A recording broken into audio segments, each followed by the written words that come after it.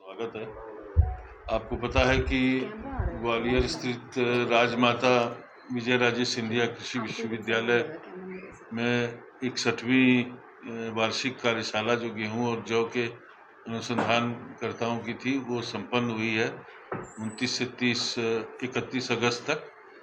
और उसमें जो प्रमुख निर्णय लिए गए हैं उसमें जानते हैं किस्मों का अनुमोदन एक प्रमुख निर्णय होता है। तो हमको बताते हुए बड़ा हर्ष हो रहा है कि 27 प्रस्तावों पे जो उच्च स्तरीय समिति थी उसने विचार किया, जिसके अध्यक्ष डॉक्टर सी.आर. शर्मा साहब थे जो डीडीजी क्रॉप साइंसेज हैं भारतीय कृषि अनुसंधान परिषद में। और उन 27 प्रस्तावों पे विचार करने के उपरांत ये निर्णय लिया गया कि उनमें से 22 किस्मों को किसानों के खेत में ले जाने के लिए अनुमोदित किया गया है। और ये किस्में जो 22 किस्म, इसके अलावा एक किस्म जो है जो हमने उत्तर पश्चिमी भारत से उसको मध्य क्षेत्रों में भी अनुमोदित किया है, तो उसका एरिया एक्सटेंशन होगा DBW 303 का।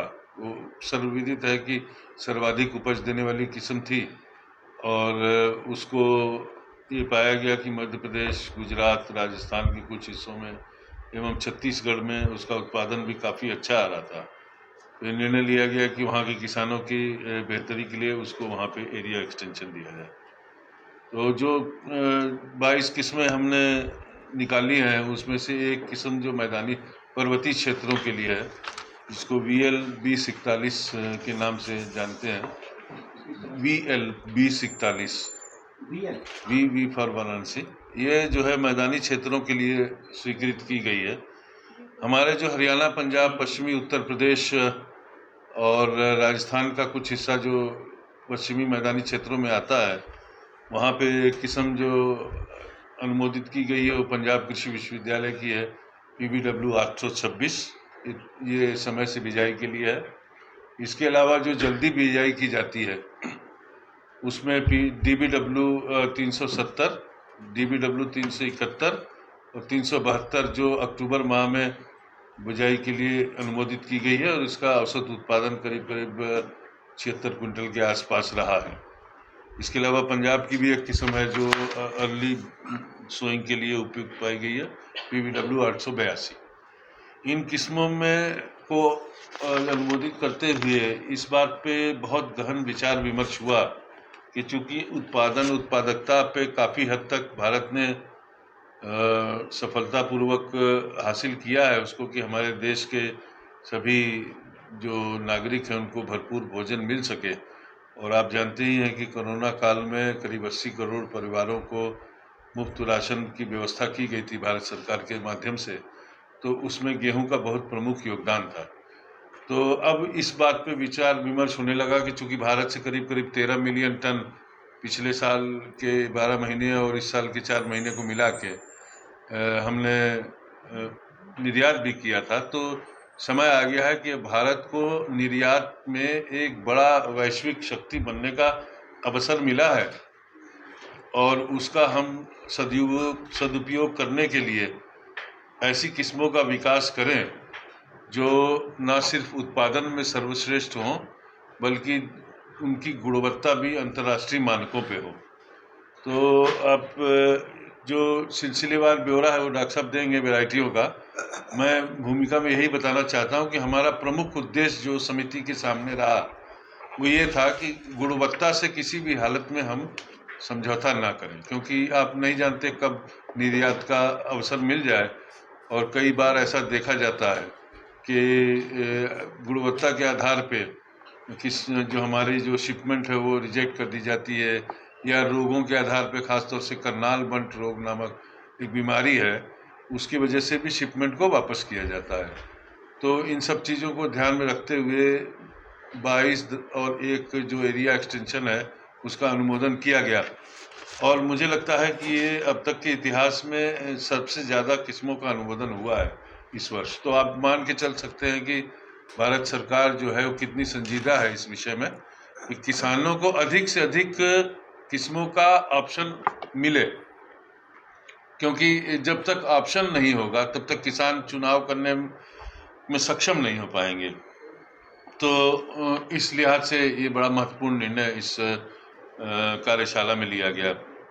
एक आध अन्य निर्णय भी उसमें लिए ये गए कि जो कई रोग जो आ रहे हैं उसके लिए कई दवाओं का अनुमोदन किया गया है।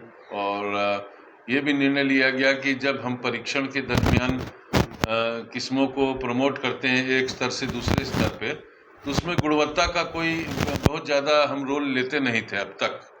लेकिन अब हमने ये निर्णय लिया है कि उन्हीं किस्मों को आगे बढ़ाया जाएगा जिसमें उत्पादन की अधिक क्षमता होते हुए गुणवत्ता का भी सामंजस्य अच्छे तरीके से स्थापित हो पाएगा जिसमें।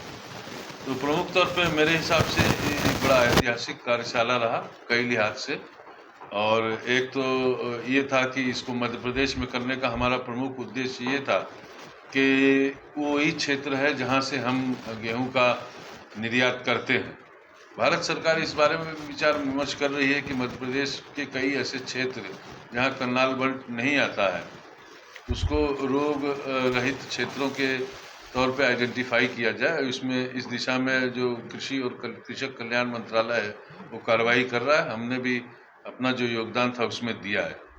तो और एक बात और कहना चाहता हूँ कि आप जानते हैं कि पिछले 2-3 वर्षों में या 4 वर्षों में जो भी किस्मों का विकास हमने हमारे संस्थान के और या अन्य सहयोगी संस्थाओं के माध्यम से किया, उनमें एक उच्च उत्पादन के साथ साथ जो हमारी जलवायु परिवर्तन का जो एक अनिश्चितता की स्थिति रहती थी उससे भी रोधक क्षमता थी।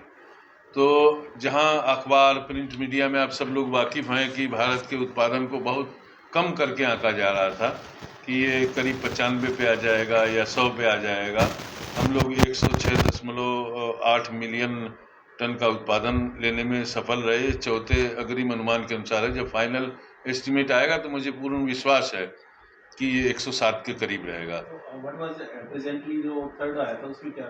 थर्ड में 106.41 था, उसको बढ़ा के सरकार ने 106.8 कर दिया है।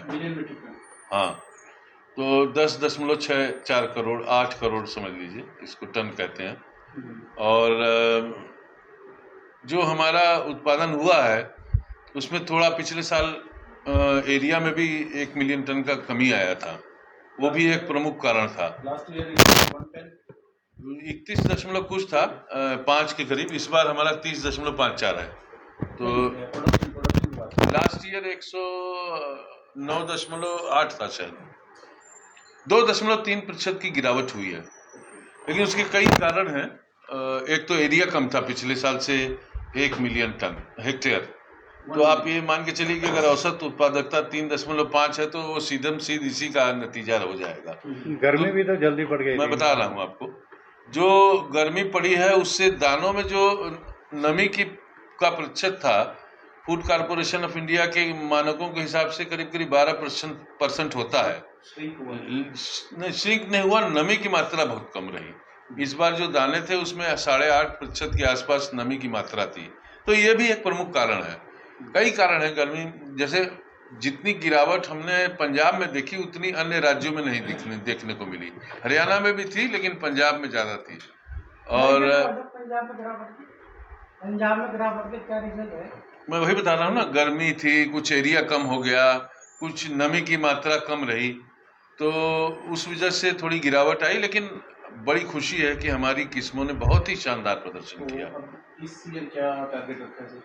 टारगेट तो गवर्नमेंट अनाउंस करेगी, लेकिन हम हमेशा ये चाहते थे कि 112 के आसपास उत्पादन की हमारी क्षमता है। हम फिर रिपीट कर रहे हैं, लास्ट ईयर भी कहा था। इस बार जैसी फसल थी हम 112 बड़े आराम से पा सकते थे, लेकिन चूंकि एरिया में काफ़ी कमी आई, कुछ क्षेत्र चने में चले गए। इस बार भी मध्य प्रदेश में बारिश अच्छी हो रही है, तो आप ये मान के चलिए कि गेहूं का बहुत सा क्षेत्र चने में शिफ्ट होगा, क्योंकि चना एक कमर्शियल क्रॉप है, कैश क्रॉप है, उसमें पैसा ज़्यादा मिलता है। और पानी की उपलब्धता हो अगर, तो उसमें फिर उत्पादन में उतना असर नहीं पड़ता है। तो ये सब चीज़ों पे विचार विमर्श इसमें हुआ था। और अभी आगामी 7 तारीख को एक रबी की कॉन्फ्रेंस है जिसमें आगे आने वाले गेहूं के सीज़न के बारे में मंथन होगा, जिसमें माननीय मंत्री जी भी रहेंगे, उसकी अध्यक्षता करेंगे। और मुझे भी अवसर मिला है कि हम उसमें गेहूं की नीतियों के बारे में एक 15 मिनट का प्रेजेंटेशन दूं। तो हम लोग हमारी तरफ से शोध के जो क्षेत्र हैं उसमें हम निश्चित तौर पे सरकार को सुझाव देंगे और जो भरसक प्रयास होगा वो हम लोग करेंगे।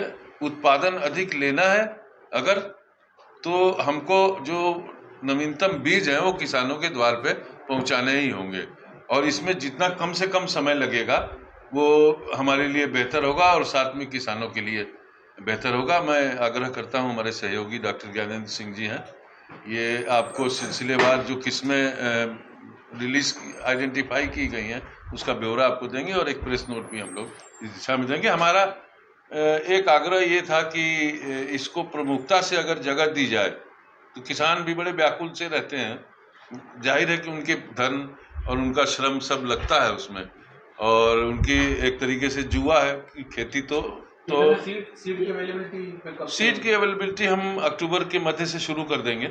अक्टूबर के करीब 12 से 15 के बीच में हम प्लान कर रहे हैं कि बीज को, और इसको हम दोनों मोड से डिस्ट्रीब्यूट करना चाहेंगे। जो दूर दराज के किसान हैं उनको ऑनलाइन बुकिंग का व्यवस्था भी उपलब्ध कराएंगे। आपको याद होगा पिछले साल आपके ही अखबार ट्रिब्यून में छपा था कि करीब 15 से 20 हज़ार किसान ऑनलाइन के माध्यम से जुड़े थे और हमारे यहाँ से बीज लगे थे। लेकिन इस बार इतना भी, एक बात और कहना चाहता हूँ कि फिजिकल मेला भी हम बीज दिवस के रूप में करेंगे। उसकी तिथि निश्चित बहुत जल्द हम आपको सूचित कर देंगे। सर, आपका नाम? डॉक्टर ज्ञानेंद्र सिंह है, ये प्रमुख हैं फसल सुधार विभाग। ठीक है सर। तो मेरा नमस्कार। मुझे यह बताते हुए बहुत हर्ष हो रहा है कि हमारे संस्थान की 5 नई किस्में इस वर्ष अनुमोदित की गई हैं, और मुझे ये कहते हुए भी हर्ष है कि ये जो नंबर है 5, मुझे लगता है कि अभी तक का हमारा सबसे ज़्यादा नंबर है। जो किस्में अनुमोदित हुई हैं, मैं पहले आपको बताना चाहूँगा कि संस्थान के लिए एक खुशखबरी और है कि हमारी 2 वैरायटीज़ DBW 303 और DBW 187 अब मेगा वैरायटीज़ की श्रेणी में आ चुकी हैं। DBW 303 और 187 मेगा वैरायटीज़ की श्रेणी में आ चुकी हैं, और 187 तो लगभग 15 से 16 मिलियन हेक्टेयर एरिया जो हमारा टारगेट है नॉर्थ ईस्ट और नॉर्थ वेस्ट का, प्लस 4.5 से 5 मिलियन हेक्टेयर सेंट्रल इंडिया का, तो करीब 20 मिलियन हेक्टेयर के लिए ये वैरायटी अब रिकमेंडेड है।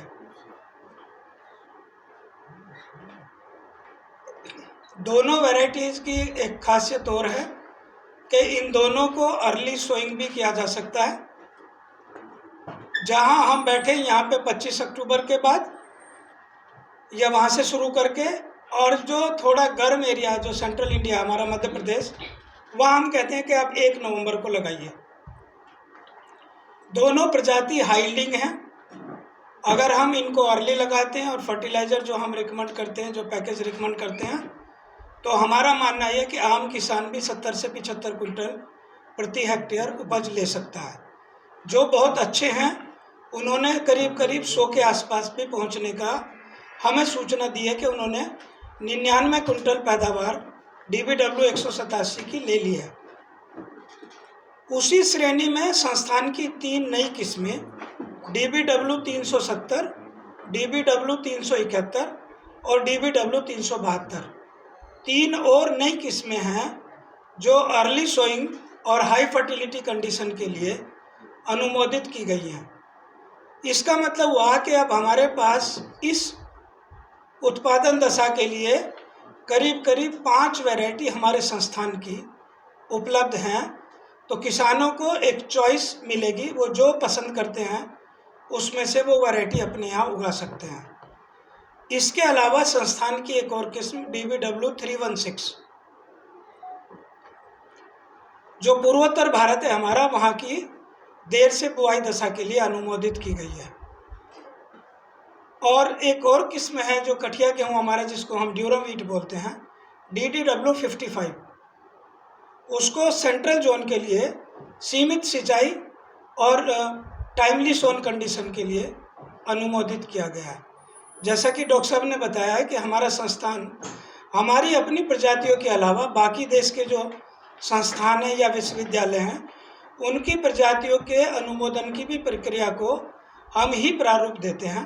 तो जो बाकी संस्थान है, जिसमें हमारा एक प्रमुख संस्थान IRI न्यू दिल्ली है और उसका क्षेत्रीय केंद्र इंदौर है, उनकी इस बार करीब करीब कुल मिला के 10 वैरायटीज़ हुई हैं जो अनुमोदित हुई हैं।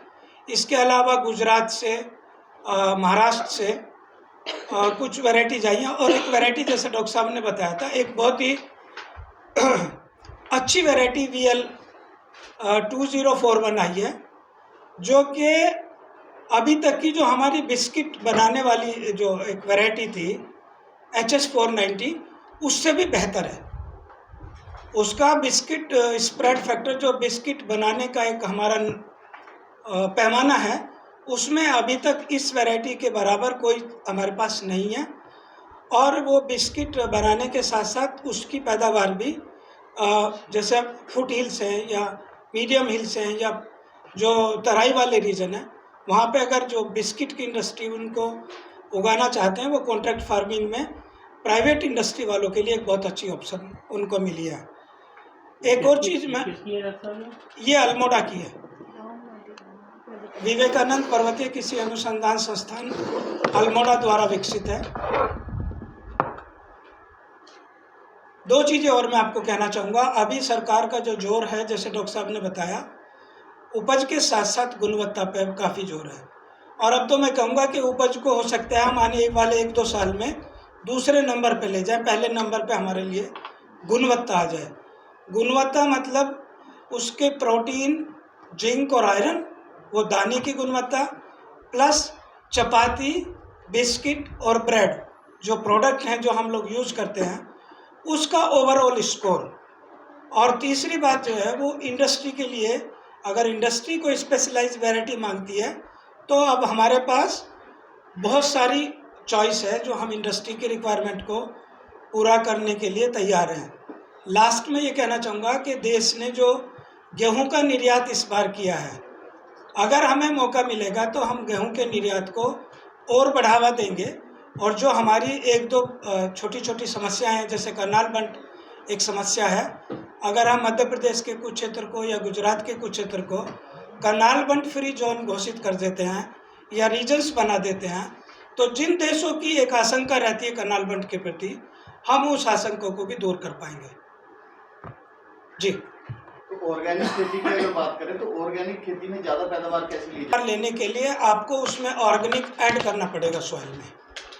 अभी किसान के पास भी उतनी चॉइस या उतनी सुविधा ऑर्गेनिक ऐड करने की इमीडिएटली नहीं है।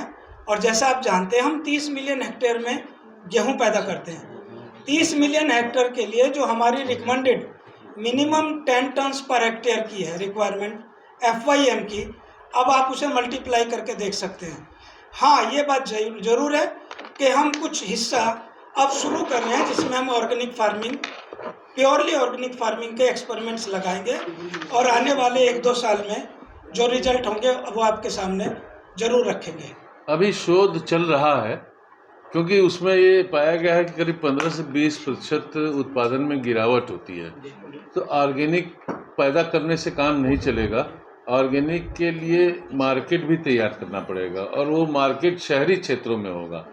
तो इस दिशा में हमारा तो काम शोध का है। तो हम ये देखना चाहते हैं कि कौन सी किस्म ऑर्गेनिक में बेहतर उत्पादन दे सकती है, क्योंकि इनमें से कोई भी किस्में ऑर्गेनिक के लिए टेस्ट नहीं हुई हैं।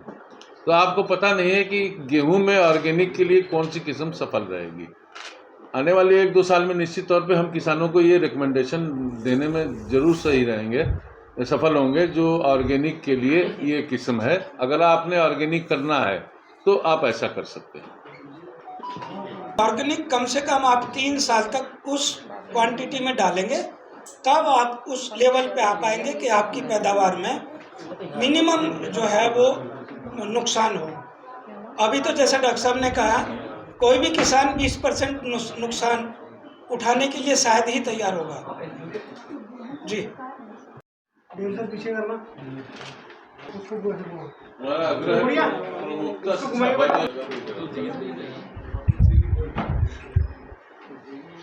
लक्ष्य शॉट लेंगे। जब मिलने वाला है तो सर हमारे किसान को इतना ही मध्य भारत में